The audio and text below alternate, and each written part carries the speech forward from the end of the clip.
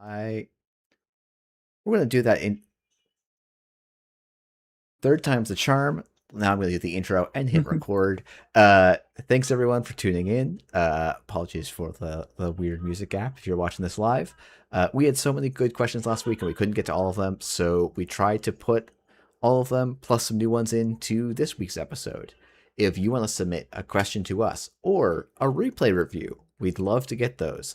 You can do those at the Discord link in both the podcast feed if you're listening there or the YouTube feed if you're listening there.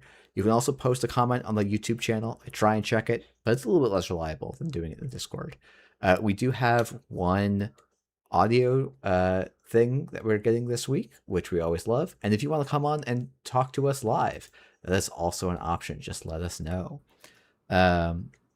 And with that said, we should say we should welcome Safer to the show, as always. Say hi, Safer. Welcome to the show, Safer. That's what we're going with this week. Okay. How are you doing? I was incredibly sleepy and lethargic all day. And then I did a rare evening workout before the show. So I'm feeling more tired and more awake. Okay. That is an interesting place to be. It is. It is. TGIF. That's how I'm feeling right now. Yeah. I mean, I am also glad it's Friday, though I am having a week of... Man, I'm just having a week where I have to run like a 40-minute experiment over and over again, changing variables like one element at a time, and just like queuing up like 6 hours of runs, looking at the data, queuing up the next 6 hours of runs. And it is certainly a way to work. So I was sitting here being like, well, at least it's not 2 hours.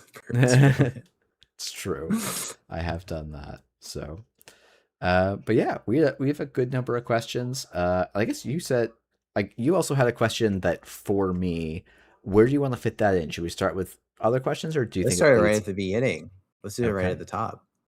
So before the show, we were talking a little bit about the OP survey, and you mentioned that it was in a place that was maybe a little bit harder to find before, but now submissions are starting to come in. And I was curious, is the OP survey a thing that only happens once a year? Is it like once a quarter? Does this one have a specific purpose in relation to other ones? What's the goal behind the OP survey? Yeah, I mean, the goal behind the OP survey really is to get kind of continuous feedback from people around the world on how their experience with primarily organized play is going. They, in retrospect, where we put it was maybe not the best place, but it is on a QR code link in every single casual tournament kit. So this survey that we've blasted on socials over the last week has actually been in people's hands for the last 6 months.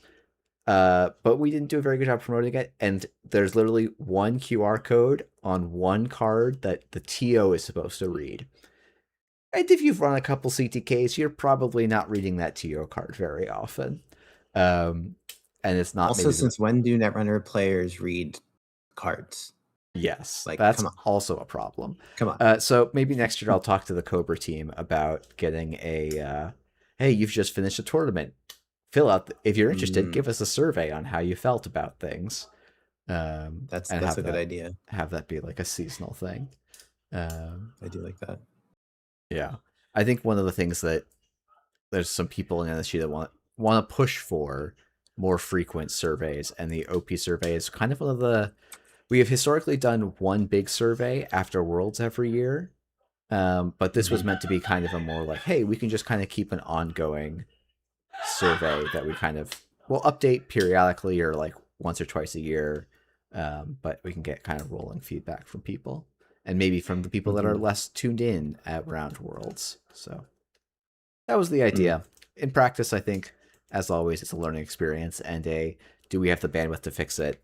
For example, a couple of errors made it into this year's survey because one person was trying to push it out quickly, and we had a bit of limited capacity to go and check it, so a thing or two slipped through. But that's all right. At the end of the day. Yeah.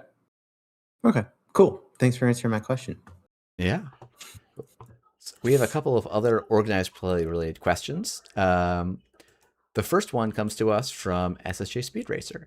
Do you think there's any room for a long-running official Netrunner League, an OP event that lasts longer than a single weekend, that has full prize support, tournament buys, other events, etc.?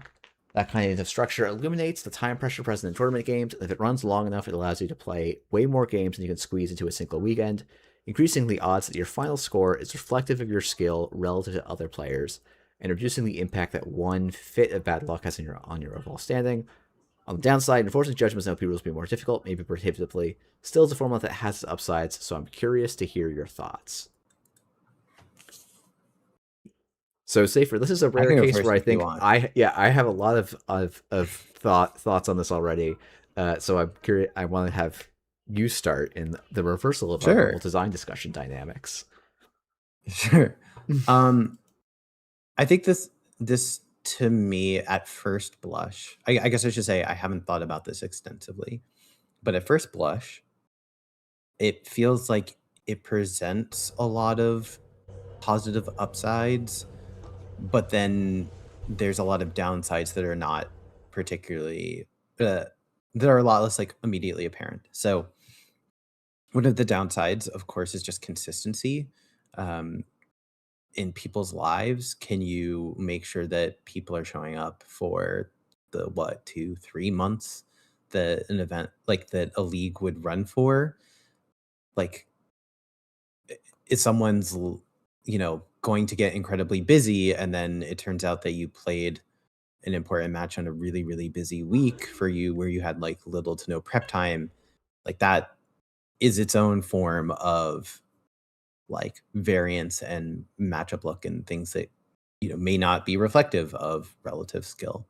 um I think organizing a league is also like a lot more effort and work on like the tournament organizers, because you have to kind of stretch out your effort over a long period of time, and again it's consistent, rather than saying like I'm going to do planning at my own pace, and then when the weekend comes I'm just dedicated to this thing and making sure this thing is getting done, and then I can not worry about it when it's over. I think the last thing in terms of like a league is, what is the format going to be like? Like, if a ban list comes out, do you use that new ban list in the middle of the league? Does it have to stay the same? Um, these are some of like the downsides that I think of. I think the one counterpoint is like the Eternal Super League that was run pretty successfully, I would say. Mm-hmm. I don't know. Those are my immediate thoughts. Yeah. Yeah. So, I mean, OP, I would say last put a lot of thought into this like 2-ish years ago, I think. I think that's right. Because we rewrote a whole new section of organized play policies on how to run asynchronous leagues. So the policy is actually there for people to run it. I think SSJ Speed Racer's question is a little bit like, why does organized play not run these? And I think it ends up being a couple of issues.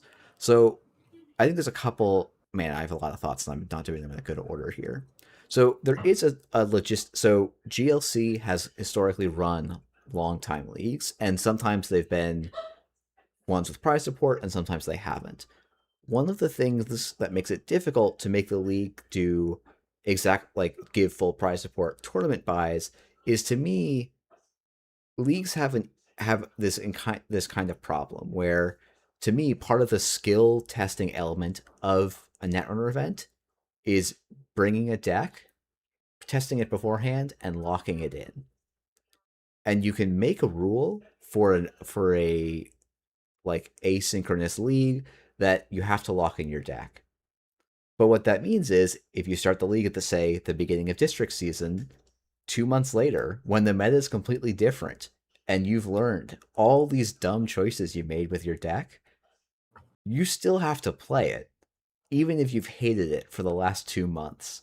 Whereas if you make a bad deck call on a day, it's one day. You get over it pretty quickly, and like it's kind of concentrated, and it's an experience. Whereas like we know, and the GLC moderators have talked with us about this, that like there is attrition from leagues because you have to lock in decks. And so you can then say, okay, great. So now you don't have to lock in decks. And I think that actually makes, to me, there's something I don't like. There's a bunch of things I don't like about that. One is a different, like, you're testing the deck building skill a lot less. You're also testing people's ability of knowledge of what their opponent is good at playing. Because if you see your pairings and then get to lock in your decks, that you can potentially gain large advantages there. Which all feels kind of bad and like a different set of skills to me. I think probably the best workaround for that is a league that has no pairings at all and works on more of just a standard elo system, where you just basically do a looking for game, you play someone, your result gets reported, and at the end of a period of and like you can change decks in between, but you don't get to like pick out your opponents necessarily. You have some kind of random matchmaking. But last time I tried to do that, I tried to get that. There was a thing back in the FFG era called, I believe, the Stim Hack League, and I tried to get it going again, right around Gateway release, I think, and we got like 8 people that played more than 2 games. So there's just some real challenges to make it worth, like, that make, I think, long running competitive level events fit on a good match.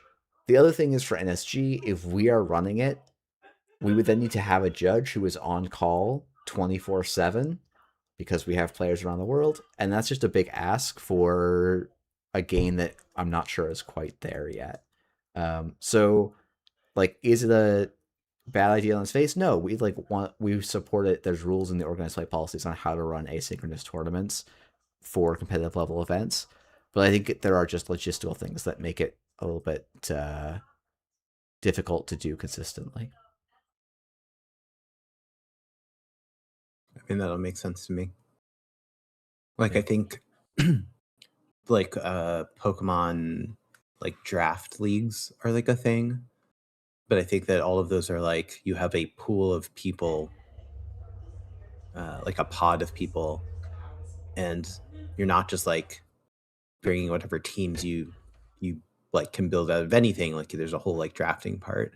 Um, so I almost think like if the league format was a thing that people were like super interested in, and I almost feel like it needs some other form of like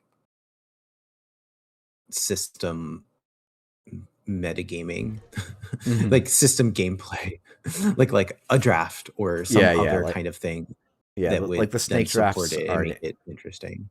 snake drafts are a common thing, I think, in part for that reason, because they like mitigate some of those downsides, because like, oh, your deck's bad, but like there isn't a meta. Um, Right, exactly. And there's a yeah, reason why you're like showing up week after week, like yeah, imagine you drafted like identities or something like that, and so you always had to play the identities that you drafted that are like in your pool, um, and you built decks for those, but you could always choose which one of those decks you played, and every single week you could like change out one card from each one of your identities or whatever. Um, and maybe it was even you get to look at all of your opponent's identities that they have a pool from, and then you get to choose and like lock in which ones you want, like that kind of thing, and yeah. all of a sudden now we're like integrating that whole matchup. The We're eliminating the like, oh, I know that my opponent likes to play ob, so I'm going to try to play something that's good into ob or I'll put a whatever. direct access in my deck or something. That's probably not even the right Right, tech right. card, but like, Yeah, exactly. It's like now it's like, oh, I see what identities my opponent has, and like we can be on the same playing field in terms of like it's not even the same playing field. We're both playing the same game, and it's yeah, upfront, and we both know that that's a part of what's happening here. yeah. Yeah, I think there's so I will say Jonathan in the chat talking about like Australia and New Zealand have a regular ongoing standard season. They don't do lock-ins and they do it as a casual event. And I think like that to me is where a lot of league play is really good, because now you're not trying to Yeah. make the I think there's something that's weird to me of like, if you want to make the format so that people don't have to change, like, can change decks game to game, that's fundamentally a different skill than a tournament where you're stuck with one deck the whole time. And so then that awarding to a buy potentially to an event where you are locked in just feels a little bit funky to me. It's like why we don't. It's part of why like we lowered the CTK stakes of like events can be. We wanted to actually broaden out the amount of things you could do with casual tournament kits. Yeah. Um, I just generally like ongoing leagues. Like I think that's a good idea yeah, because I think that the purpose is less like I'm trying to get the best record possible in this league, and it's more like, oh, I get to play into someone who I wouldn't otherwise like play into. yeah. I also think doing That's it at least time zone localized is a huge help. I have been yeah, for a long time when I was playing in the GLC Eternal League. Most of the Eternal players at that time were like like APAC or like Europe time zones, so it just became a nightmare to actually schedule matches. Um, so like there's an element of when you have a if you have a large league and single pairings per week, you start having some geographical challenges. So cool. Shall we go on yeah. to the next question? Yeah, this one comes to us actually originally from. This is Rohit No, it's actually question, comes from right? Charlie V, but Rohit wanted to make sure that we saw it for this week's question. Oh, oh, you're right. So, Charlie V, I love alt arts, but think they should be limited in competitive events as they hinder readability. I was watching American Continentals on stream, and in one game, the runner used almost exclusively alt arts, most of which I didn't know, even though I know a lot of alt arts by now. I thought to myself, this is literally unwatchable. And I'm not alone because the casters often couldn't tell what card was played from context, so basically the game could not be followed at all, except by alt art historians. This is not ideal for making Netrunner a watchable game and letting the community engage with streams like in chat. And card detection extensions struggle with an ever growing amount of alt arts. It's also not great for new players who don't know how to handle the cards that well and have trouble tracking the opponent's board state.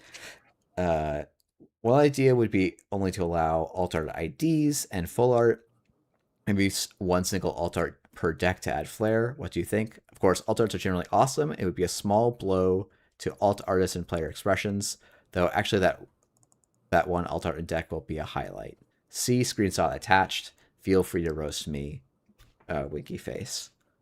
Do you want me to start with this one again? Sure. I guess I'm not going to try and throw it in, but there's a screenshot attached to this, and it's Yeah, interesting to me as like this is an example of a board state that's unreadable because I can squint at this and I think there's only I guess okay there's two cards I cannot tell at a glance what they are, or I guess there's three cards I can't tell at a glance from they are. One of those I can figure out quickly from context, but this is with the thing as like the thumbnail, the preview thumbnail on my monitor, not like I'm watching it as a stream level thing. So I don't know. sure. I don't know if you're looking at it as well, but what your I mean, I thoughts am are on that. looking at it. I mean, this Yeah. particular one I can see, and I've now clicked into it, so on Discord. So Yeah. it's a decent size on my screen. It's not like blown up, but there's a full art Kurapira. I can read the Kurapira.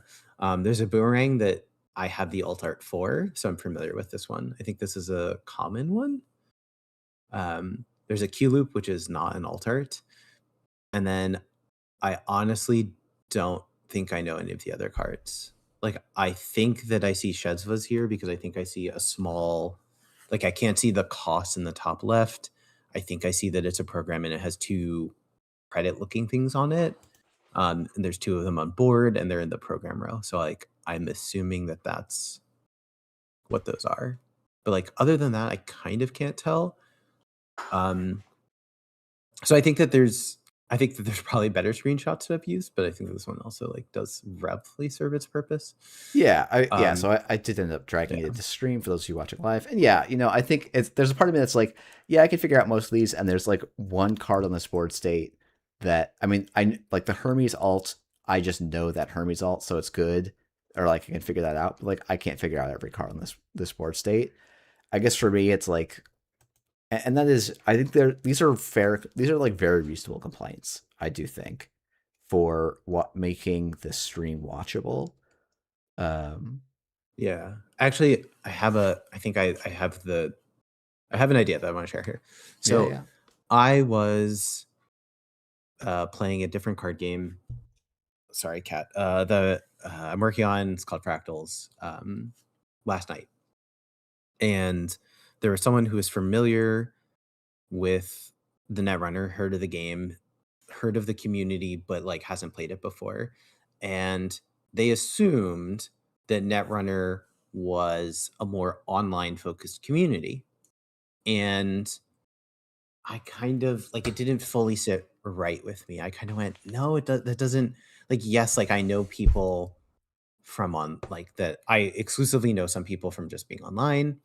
And if I go to a tournament and I get to meet them in person, that is exciting. And that is part of a reason why I would go and travel to a tournament. But a lot of times I'm going for the in person experience, not to meet someone that I feel like I have a connection with, like on an online space. It's not, I think for some people, Netrunner is an online community, but I think that Netrunner's foundation is still very much at the like the local level, and is based off of like in-person connections that you have with others. And I'm going to bring this back to the alt art thing. And to me, that is like kind of what is at odds here. So if we are focused on, you are in person at an event, and you know you're there and you're talking with other people, you're playing with other people in person, then alt arts are like good. They're fine. They're a part of like everyone's own self-expression. They help add flair to the person that you are seeing sitting in front of you and playing the game with. Um, some of them might be somewhat unlegible, but if usually you haven't seen an alt art before and it's really cool looking, you're like, oh, that's sick.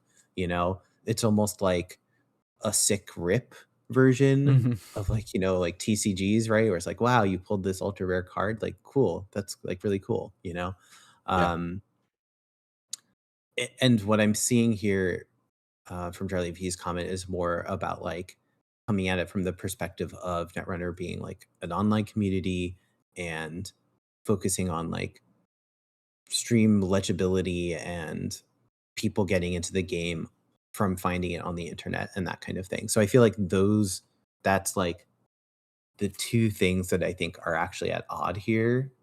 Or yeah, the two things that are at odds, if that makes sense. And I don't think either one is like incorrect for what it's worth.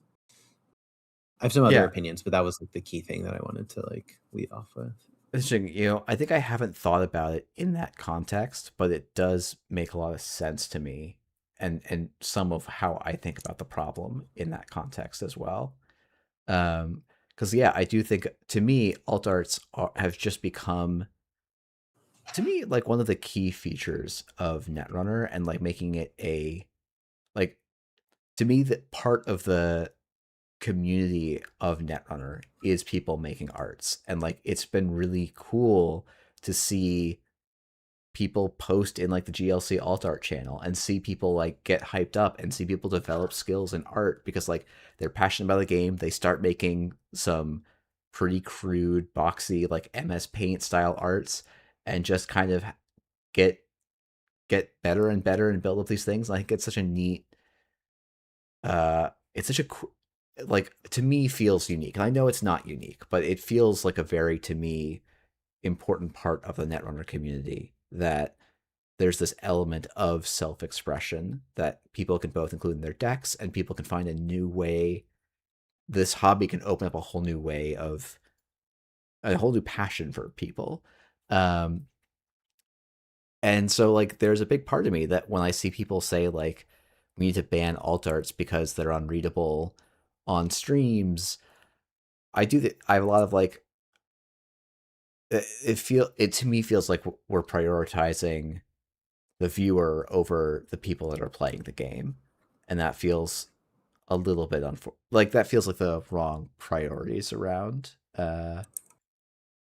And I'm Tom talking in the chat like one of the main things that people go to Netrunner events for the alt arts, right?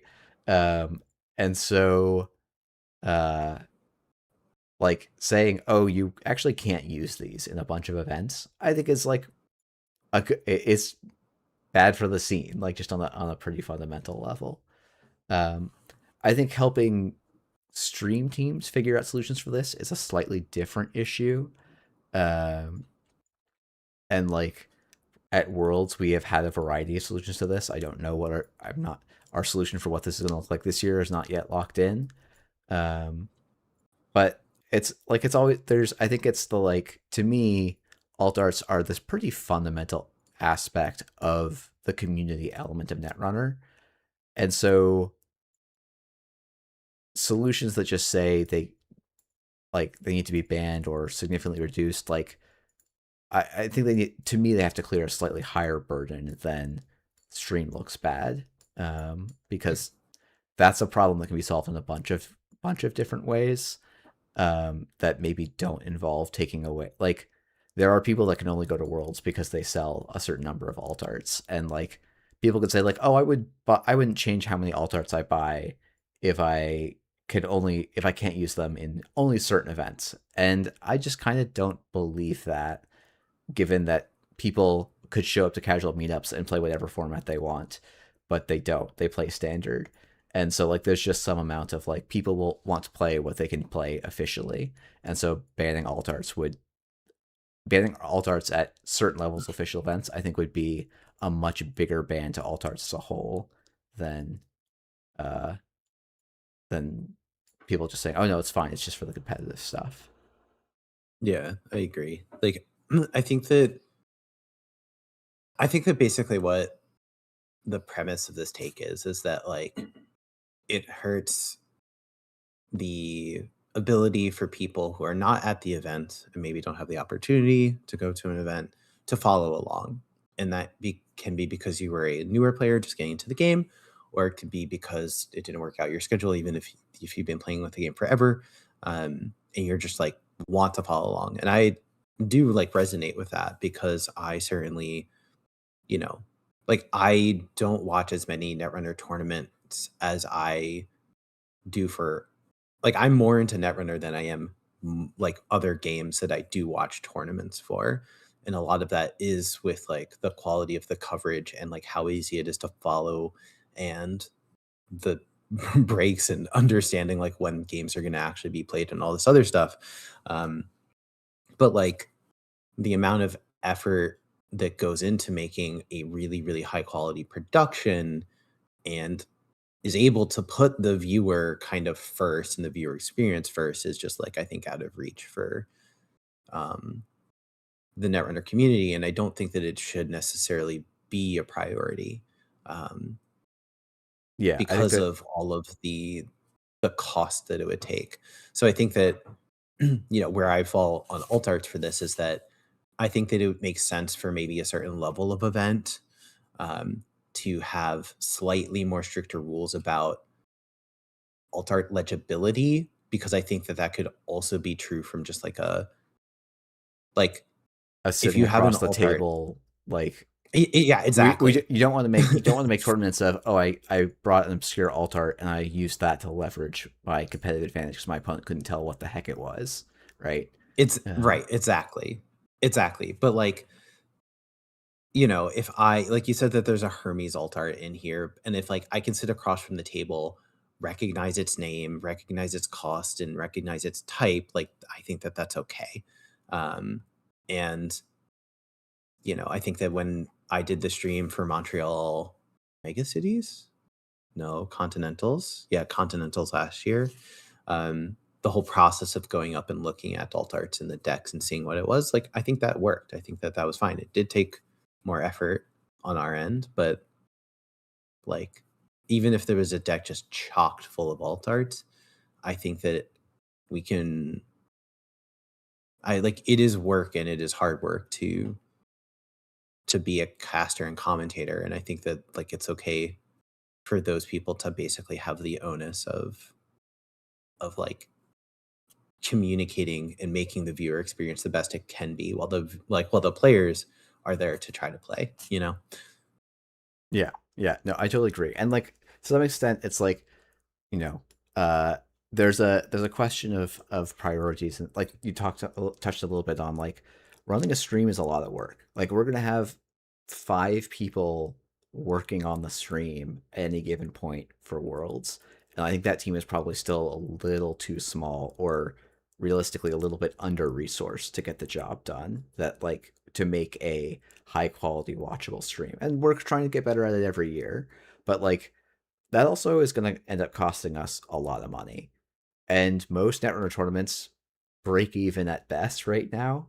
And so getting high quality streams is just not a thing that we can do well yet. Maybe it's a thing that NSG should be subsidizing for significant events.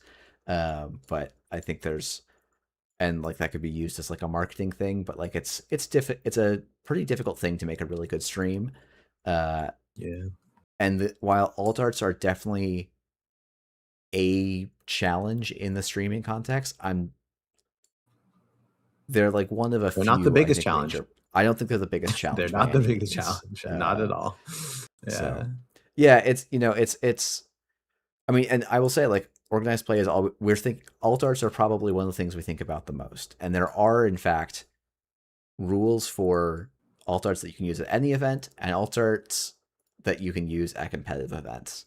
Um, TOs probably should do a, they're tricky because it's like you're trying to make rules about things that don't exist yet, and so it's very very tricky. Um, but I, uh, yeah, it is. Um, it's a thorny one, and part it is, as we talked about, and I should probably put the OP survey in this episode description. There's a section on alt arts in that survey, and there has been for at least the last 2 years, and I think basically every time we've done a survey, there's been a question about alt art usages, and it's a thing we will continue to try and get better and better feedback on.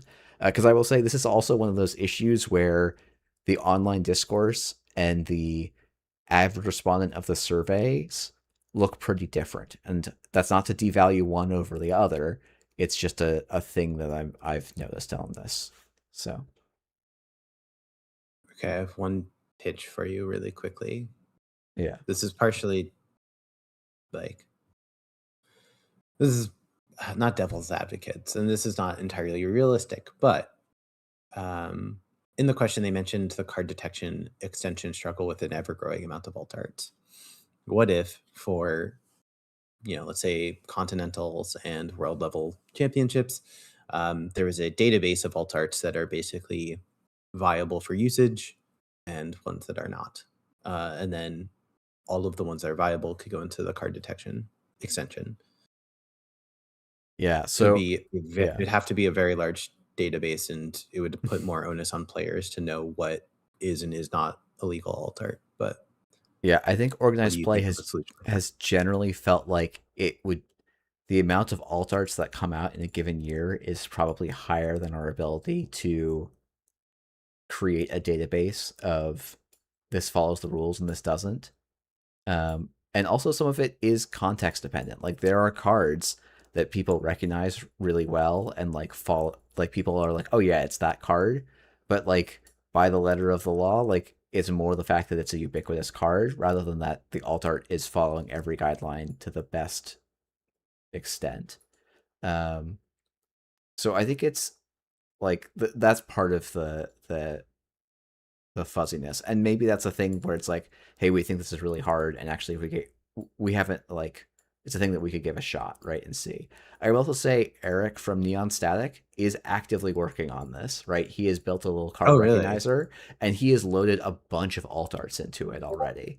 um so I think it's really like, I need to talk with him about the potential of figuring out if we can integrate that in with the other software we're using at Worlds.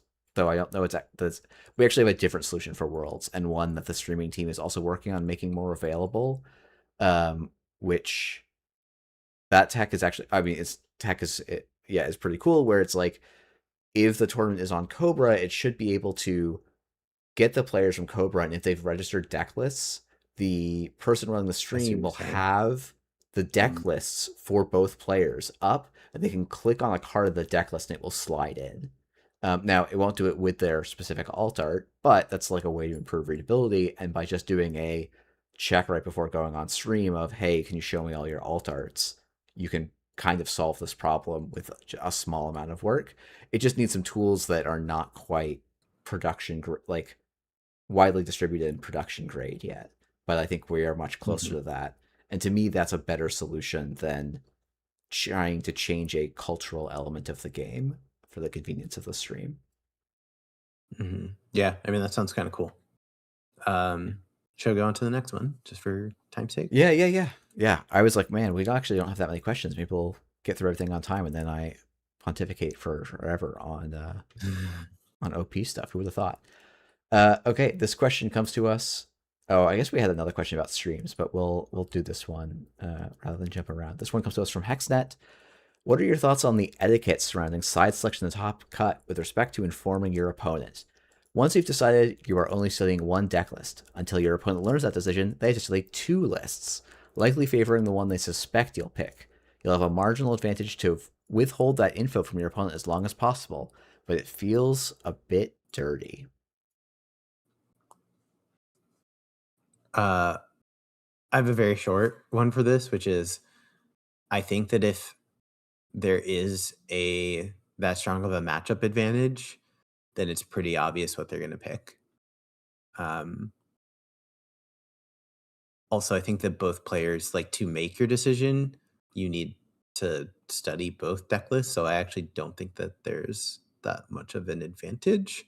I also think that it is fine for there to be some level of advantage to the player that came in as the higher seed. So I don't like, I can see someone specifically, like an individual case of there being someone who's like trying to abuse this, but I have a hard time imagining most Netrunner players like abusing this. Yeah, I'll say like it's funny. This is the like Jeff is the organized play manager and Jeff is the player do entirely different things and have different expectations. So for me as a Give me player, Jeff. Yeah, give me Jeff the player's answer. Jeff as a player, as soon as I make my decision, I just tell my opponent because I'm not looking to get that strong advantage. I might even talk to them about the matchup if we're like, Right? because I know a lot of people in the Netrunner community now. I enjoy talking about Netrunner at a high level with people, and if that person is going to be my opponent, that's fine. I still enjoy that aspect of the game, even if I end up.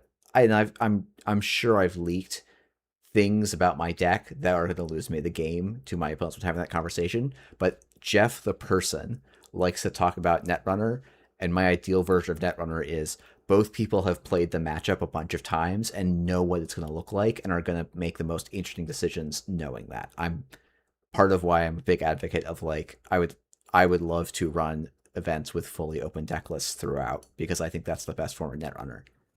It's not everyone's best form of Netrunner. This is just Jeff speaking as the person. Um, so that's, but This also is really just smart to speaking as the go. person, I don't mind if someone is going to like makes a decision and just sits on it. That's fine. That means I get to look at both lists and do all of the same processing that they're probably doing of figuring out how do I win, what are the threats, and that's what I'll have to do even when I know the list. From the organized play side, uh, we sort of I will say as someone who runs worlds, I expect a certain type of player to take this as an advantage. I just expect that to be the thing. And so I very clearly announce you have X minutes, and I think it's usually something like 3 minutes to choose. It's either 5 minutes and 5 minutes or 3 minutes and 5 minutes, where you have to make your decision within 3 minutes and then tell your opponent, and you both have 5 minutes before the round will start. So it is assumed that if someone wants to take this advantage, they can take that advantage, but that generally you're given enough time once you know the matchup that you can do all of the analysis you need to do. Um, so I guess it's to me like I know people at work, when I judge the world cut, the top cut, I see some tables where the players start talking about which matchup they're going to play immediately, and I see some players waiting until I go to them and say, "Have you told your opponent the matchup?" And both of those are fine. It is how you as an individual want to approach the game. And I would encourage you, if your opponent is one of those people that wants to sit on it and wait, that is, don't like, I would encourage you not to judge them for that. They are making a decision for reasons that they might be indecisive. They might, be waffling between two matchups and need the like gut punch of like you have to make your decision now to get there. And if they're trying to get a little advantage, well, they did better than you in the tournament, in the Swiss part of the tournament. So you just kind of got to live with that. I think that's kind of my Yeah, thoughts. I agree Cool. on both counts. All counts. Yeah. Yeah. All right. We've got two Ob related questions because it wouldn't be a measured response without a discussion of Ob. Um, Hi, this comes from the Robin. Hi, Jeff and Safer. I was wondering how you evaluate the Ob ID ability. In my mind, what you get for each trigger is one tutor draw click, one install click, and on average, maybe 2 or 3 credits of res and install costs. If we make a conservative estimate of 7 triggers per game, that would already be 14 clicks and 14 to 21 credits, which seems far above and beyond any other ID's value in the meta currently. That's not even taking into account the instant speed triggers that allow you to install and do kickflips on the runner's turn. All right. Uh, Well, I'll say that I do not evaluate non-economic cards, especially ones with unique effects in this way, like at all. I just don't find it to be a particularly helpful exercise because it is so context dependent. Like I don't think that cracking a event horizon to get a Maskarovka is can be evaluated as the corp saying it is drawing a card, installing a card, and getting and saving 3 credits, so it is 2 clicks and 3 credits of value. It That doesn't fully register for me. yeah. Because I think that if it was truly 21 credits, like let's say 14 credits and 14 clicks per game, Ob would just win literally every single game. Like it would not be anywhere close. Um, because no one can keep up with legitimately 15 extra clicks and 15 extra credits in a single game. Um, so I think that evaluation has to be flawed. Um, and I think that the reason is because trashing your own cards is a freaking cost. Um, Yeah, like the it closest yeah. like the closest thing I was gonna say is like Regolith, where it's like I was gonna do this anyways. And so I get something and I get something as a result of it. But like AZF is like an additional cost. Um, Vidagor, you're trashing some other card, you're if you trash a Maskarovka that you resed manually, you did in fact pay 3 for that. And so like that Maskarovka was not going anywhere. You just happened to crack it for another card that happens to cost 2. There was no actual exchange of money. This Vidagor is just the thing that actually gave you the credits. Yeah, I think there's like this assumes that the trashing the card was that card had literally no value and no cost to get on the board, right? So yes, you're getting that tutor to draw, you're getting a free res, but you had to already spend that money. In fact, $1 extra to res that card. You already spent a click to get that card on the table. So there's like very clearly like math missing from this analysis. I will say some people probably would argue, and I think, as much as I'm going to be an op apologist for the rest of this answer, op has continued to perform pretty well. So it is clearly a strong ID. But uh, I do agree that, like, if ob was somehow actually making 14 clicks and 14 plus credits of value every game, like its win rate should be like almost 100%. Um, and so, yeah, I do think this is missing that the trash is a cost, and also that getting the trash effect is not guaranteed. Um, there are ob games where you do not trigger your ID for 6 or 7 turns, and your ID is blank, and you wished that you were Nuvim. You wish that you were BTL, where you actually have a little bit more, especially with Excavator gone.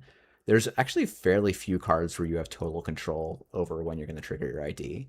And the closest ones that I can think of is something like Event Horizon, uh, like, I mean, like Mavirus, right? I guess But you Mavirus, right? like no one's cracking Mavirus and then going like, well, I cracked this Mavirus and I went and found a Rego, so I am now up a card and an install. And it's like, no, no, no, you paid 3 to install a Regolith. Yeah, That's what happened here. yeah.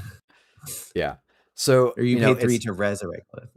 yeah. I Yeah. think to me, like, that's one of the coolest things about Ob is like, do you generate, this is the, like, you generate board state elements from triggering the Ob ID, but I don't know, it's not a generic credit value ID. Like, popping the event horizon to go and get a different ice is like not something you're doing for value. You're doing it because it is protecting the card you want to care about, right? And I think that's the, like, to me that's the really cool thing about Ob. It's like, oh, I can take this powerful card, and if the situation is right, it gets to be a little bit more powerful. But sometimes, like, and Event Horizon is probably like the best Ob. This is gonna sound Yeah. silly, but I actually think it might be the best, like, it is the card that comes, I think, the closest to this sort of analysis, where you get to take a card that's already good, that has a good effect, and then make it way, way, way, way better because it's an Ob. Svidagore is like a thing that, like, without Svidagore and Extract, Ob is not a real deck to me.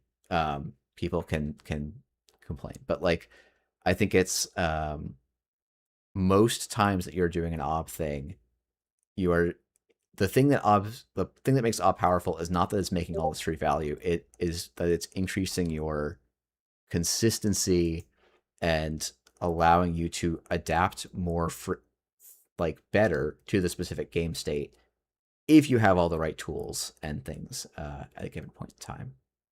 So Yeah. Like the Event Horizon in Ob is very good because you can crack it. Event Horizon was already a card that is good and allows you to make a taxing server.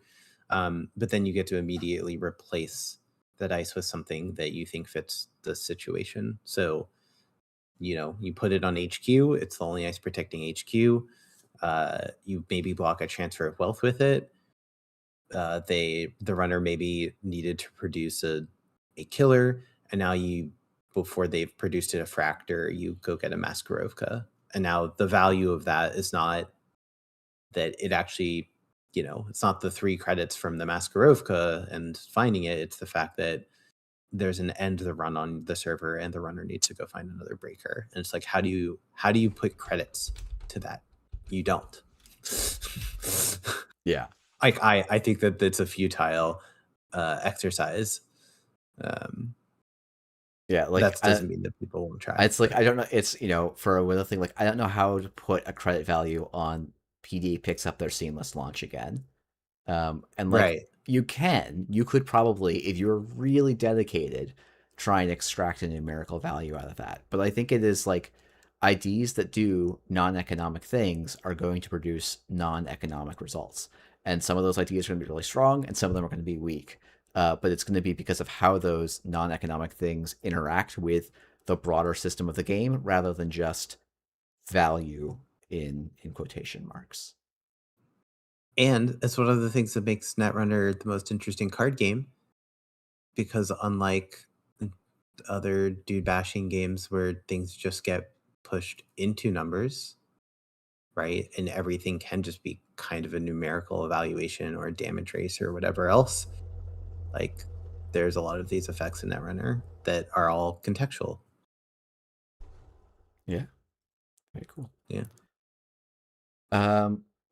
I think the next question, we'll hit this, is also an Ob question. Do you expect that when Melius and Ob are no longer in the field, PD will rise to a similar level of problematically dominant? This comes from Quail, I believe, in the YouTube chat last week. Um, and I think mhm. You go. I think there. I mean, like part of the reason I want to talk about this question is because I think, to me, this speaks to a thing I don't like about balance discussion. To go back to a theme we talked about last week, which to me is just because a deck is strong and a popular choice does not mean it is problematic intrinsically. Now, I don't like to be honest. I have not played enough this meta to say, oh yeah, Ob is like a win rate machine is problematically dominant. I did quickly go and look at the Maker's Eye, and I would never say that Ob, based on the data, is not a strong deck. Whether it's problematic, I'm a little bit less convinced compared to how it looks to the rest of the field of Corpse. Um, so I guess there's a level of, to me, of I think, to me, problematic requires not just that the deck is strong, but that it like it does other. It has to be more than just a strong deck to be problematic. That was really the big thing I wanted to talk about with this question, more so than we can talk about the actual question in a moment. But Yeah, I mean, I agree with that. I think that also you can have a like power level is not directly correlated to problematicness. Like they're not exactly like one for one. Um, so, for example, a deck can be more powerful than another deck, but the less powerful deck could be more problematic. Like that is a thing that could exist.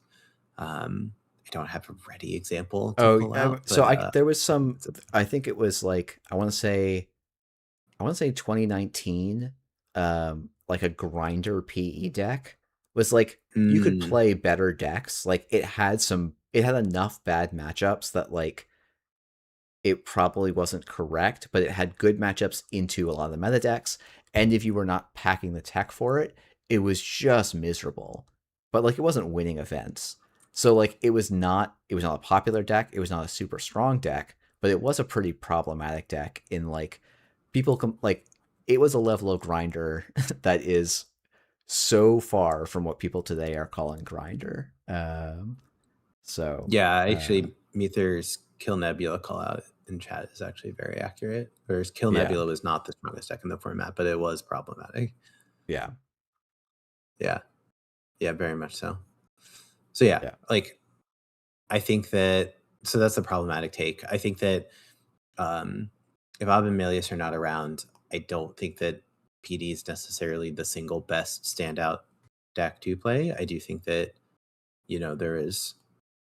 I think we're starting to see some PD like sneak back and come up, um, which I don't know if you got a hint of like smile like smirk in that statement, it's because people were like the off-world office should just be unbanned and come back. And I was like, I think the PD is still going to be around. Yeah. um, yeah, yeah, yeah, yeah. But yeah, like I think that like I think PD is probably underplayed at the moment. I don't know what to expect of it going into Worlds necessarily, um, but I think that it is a less problematic deck now, even if it's still maybe fairly powerful. It, Um, I will say, but apparently I don't think it's the only thing to play. my anti-Alco propaganda is apparently paying off because Alco is in fact the second most popular deck, and like if we're looking at raw win rate, like the third most winning corp, somewhat ahead of PD, with twice as many games played. So apparently, everyone that's bought my Alco is bad line, which is great. So, uh, but yeah, I guess to me, like PD would not be my top list of this deck is going to be the only thing keeping it from being problematic right now is all the good players are playing Ob. I think it's much more so that there are other good options, and PD has some problems in the meta that like are not just an issue. Like if PD was right behind Ob in power level, I think we would actually see a lot more people playing PD because it is a much Ob is an annoying. It is a deck that asks a lot of the pilot, whereas PD decks tend to be more linear in how you're going to play out your game plan. So they tend to be like, a little more favored, broadly. So um, yeah, I guess, Cool. and like to Okay. me, like, yeah, I don't know. I think I would probably pin my, like, Nuven would be my next bet for like the most dominant ID if Ob went away, because I think a lot of the things with Ob right now are basalt and measured, makes it very difficult to not. You have to play the whole game so that you're never, not the whole game, but much of the game can be under threat of double measured throughout, and it can be hard to make the jump from not threat forward to winning the game in that amount of time. But yeah, Yeah. All right. We got 2 more questions. I believe in us. I think that I we do believe in this us. quickly and then apologize to Andre. Okay. This comes to us from Cluedrew, who I think has asked this question. I know I asked this question last week, and I feel like maybe before. Cluedrew says, "I suppose every format has reasons. It is the best runner format. So I would like your opinion on the reasons why startup is the best format." Um, The power level means the best card in Netrunner, aka the basic action card, gets more use and is a better fallback on bad draws. 2. The card pool is large enough that every faction can carve out its own identity. 3. The new cards are a larger focus of the format, so you get more of the new exciting stuff. 4. The smaller card pool makes it easier for deck building. And 5. Ashes has rotated out of it. Amen. To 5 at the Um, very least. this is yeah. The 5, we got to 5, and I was like, "Yeah, that's a pretty good one. You got me there." Yeah. Um, Maybe I have to reconsider my stance on startup, because you're right. Ashes is not part of it. yeah. I mean, okay, so if I was gonna give a pitch for why, like, the PowerPoint presentation, you're giving a topic and you have to argue the point. You have to If I was gonna give my steel pitch on man. why I think yeah, startup, if right? I had to give on why I thought startup was the best format, I think it would be I think 1 is actually I would use 1, point number 1 here, which is the basic action card is more relevant, and I think that is a fun part of Netrunner. Um, I think the other thing I would say about it is that it is it is approachable, and I think, Jeff, like the way that you mentioned how you like to play Netrunner, where both players are kind of like aware of like what's going on, and you're more likely to play the like have like a high quality game where both players understand like the boundaries of what's possible because there's less stuff going on in startup. It's actually easier, I think, for you to find yourself in games where you kind of know what the matchup is and you know what's happening because the total possibilities are just smaller. Um, I think the other thing is that I do like deck building, and I think that it gives some unique deck building opportunities in ways that standard does not, because standard's power level, like, you're never not gonna play some cards that are just really, really good. Um, standard also has its own strengths of deck building, but I do also quite like startup deck building, especially when I am not playing it all the time and I occasionally come to it and it's like, "Ooh, what am I gonna do?" For this, particular, like, tournament, like, it feels like, it's like a new format. It's a different format. I think I think startup is just generally a good format. I think it's a great idea. I would play it more if I had more time, I guess. If someone hands me a startup deck, I'm never unhappy to play it. Let's just say it that way. So, Yeah, I think like I almost want to do the exact opposite thing and like break it out point by point why I disagree. But like I think these are good reasons for, if you like the format, these are all good reasons to like the format. I think from my perspective, I look at all of these reasons and say, "Oh, I disagree with your evaluation of this." Um, 5 and 1, I think, are probably the closest to the ones where I'm like, "Yeah, I think objectively you're correct." That like the power level is a lot closer, so the basic action card has a bigger deal, um, and like Ashes is rotating being good. Like you know, I don't hate all the Ashes cards, but like we've played with Ashes for too long. And like the real answer is that you need to print more cards, so it's less of a big deal. But like, yeah. But I actually, for me, like as someone who thinks about Netrunner a lot in the competitive context, um, I think points 2 and 4 all really don't work for me in the competitive context. So the card pool being large enough for every faction to carve out its own identity is only true if you're playing the format in a pretty casual way. What has happened in the past when Startup has had a more, I would say, when it had a less active curation team and a more competitive scene, it was very prone that certain factions were just unplayable. And people can say, oh, well, what about standard NBN? And like, I don't have a good retort for that. But I think it happens a lot more in Startup where there is just an optimal faction to play. And because the card pool is smaller, the optimal gets found a lot faster. Um, which I think is like a thing that I don't like about it that much. And also, because the card pool is so small, every faction gets a single identity. Whereas in standard, you can have your Seb, your Essa, your Lu. Like you can have different flavors within the faction. And I think not having there be the faction, the flavor for a faction, I think is for me can make deck building feel very claustrophobic.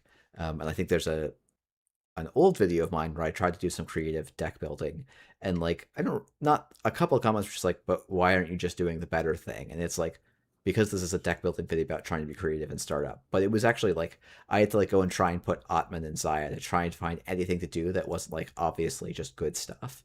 And I think that's one of the problems for me with startup as why it's to me not the best format is because it does a lot. It takes some of the things I find most interesting and kind of removes them. And like it's part of the reason that I think like I always want there to be more cards released faster with less testing. Because I like having silly broken tools and rotating them around.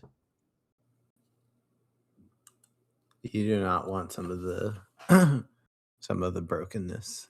I promise. Cool. For the sake of time, Yeah. should we have the tournament commentaries one? Yeah, let me get that going.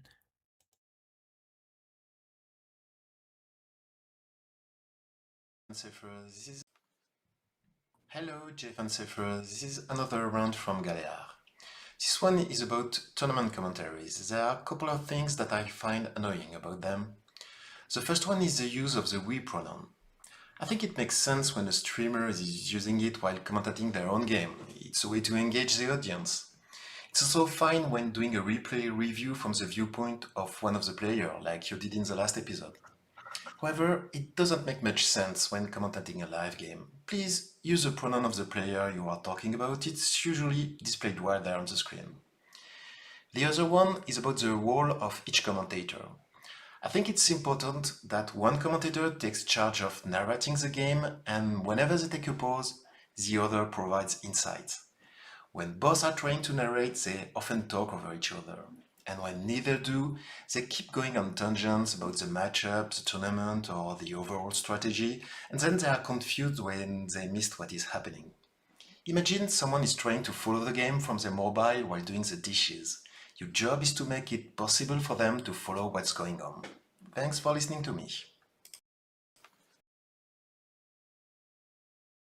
All right. Well, I think I'm going to have a hard time disagreeing with this on any account. And this is not to take away from the efforts of the people that have been doing commentaries are trying. I just I do think that when I look at commentary for other games and other, typically esports kind of things, and I think of what the role of the commentators are, their job is to provide a better experience to the viewer, right? And sometimes it's entertainment, but also sometimes it's logistical, telling people the viewers what they can expect. Sometimes it's like strategy and insight. Sometimes it's just like making sure that the moment is appropriately hype, and it feels hype enough. Like that's not an easy job, right? People that are really good at it make it look easy. Um, so like basically this is the reason why I'm not I'm not saying like Netrunner commentators are doing something like wrong, because I don't know if we have anyone who's very specifically trying to be like a professional commentator. Um, and the other thing is that like usually commentators, you need like some sort of synergy to build up, and you have to do it with other people, and you have to have like kind of like role assignments you should practice ahead of time. You probably want hand signals or other things to indicate like what's going on. And that's just like, it's a lot of effort. That's a lot of effort right there.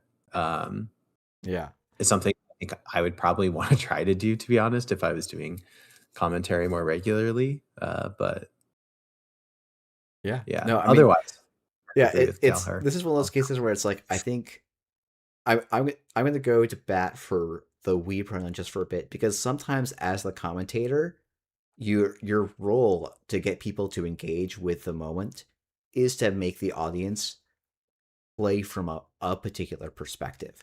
This is the perspective that the narrative that you're trying to hype up and the emotional arc you're trying to build involves you saying, we are on this side. Now, should you also use the correct pronouns? Absolutely. This is something that I've had people reach out to me in the past when I did a lot more streaming and commentary for. So you should definitely you should not use we because you have forgotten the pronoun, but there I think are legitimate uses for we in narrative building. Um, I also think that in general, like, uh, yeah, it would be great if the net people that did Netrunner commentary were professional grade commentators. Um, I'm not surprised they aren't. It's a lot of work. I would say like I know Andre can't be watching right now because he's streaming.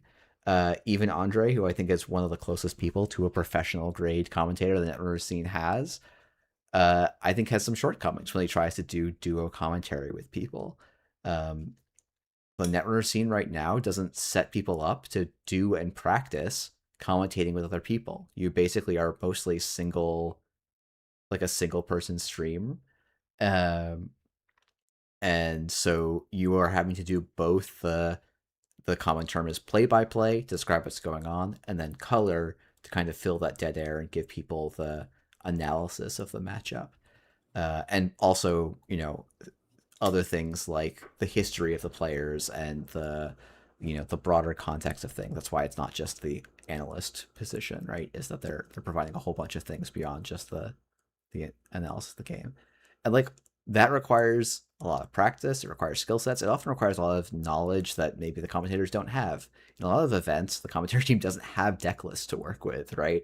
So it is hard to know what's going on in a lot of cases. So I guess it's the would I love it would be I think yeah, it would be great if all these things were done better. They are also a really hard problem to solve at the scale we're at with the kind of rotating commentary teams that we have at the moment.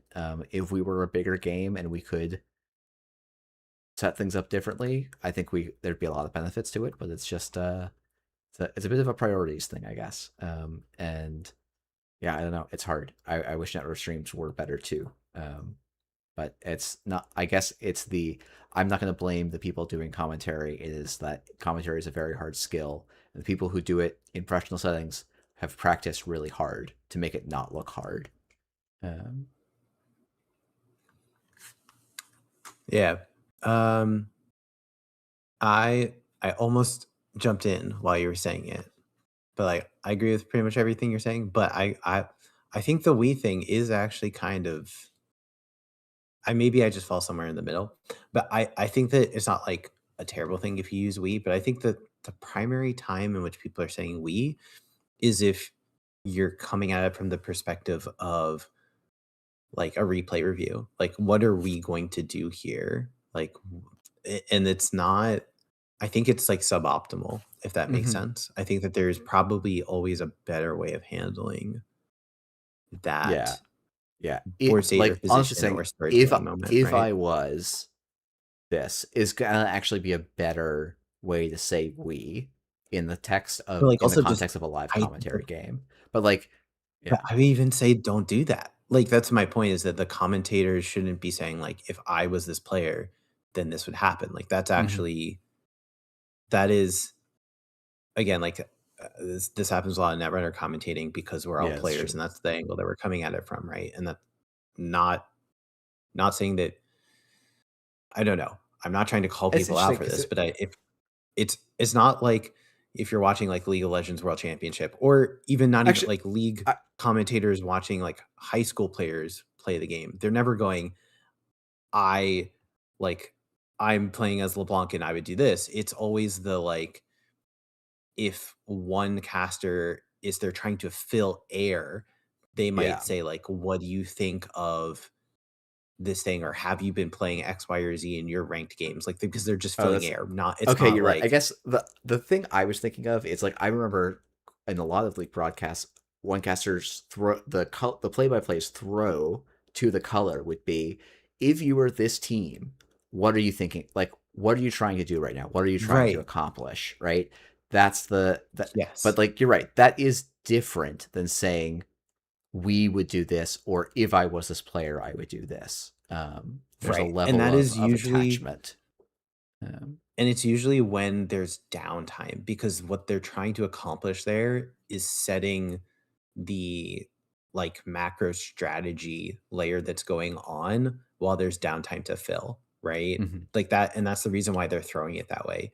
Whereas, like, the Wii example, right, is like there is a decision that we actually have more information on than the players do because we have seen some sort of hands or we know deck lists or whatever else, and we are, like, literally trying to put ourselves in their shoes.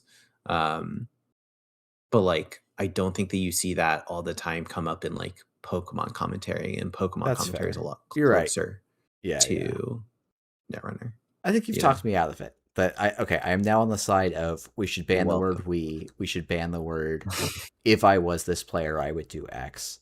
Um, We shouldn't ban it because that is like, it is okay for people who are not that's practicing and who are fair. not trying to be the best possible commentators that they possibly can be. They're just like, "I'm gonna show up and I'm gonna provide commentary," and that is an incredibly valuable thing. I don't have that expectation of people. I'm just saying that, like, there is a better That's fair. option at all times. Cool.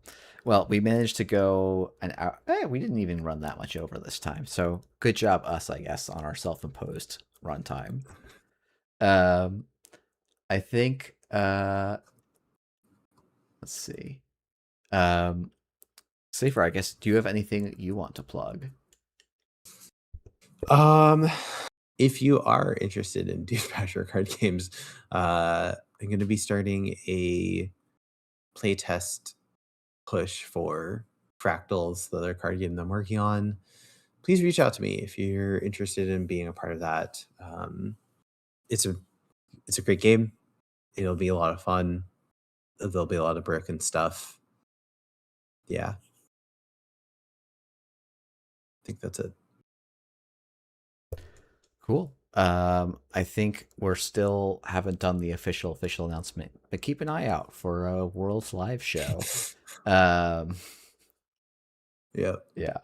Um, and I think that's it for plugs from us. Oh, I guess if you haven't filled out the survey, I will put that in the description, and you should go fill that out. We value your feedback. There's both numerical things and open text feedback. You can do both of them. Um, but yeah, thanks everyone for tuning in. We will see you next week with some replay reviews. And boy, Worlds is getting really close. It is. We are Yeah. 5 weeks away from Worlds. That is wild. Um, so yeah, cool. Uh, we'll keep an eye out for things, and hope everyone has a good week. And bye to all of you viewers watching, and say bye, Safer. Bye. Safe.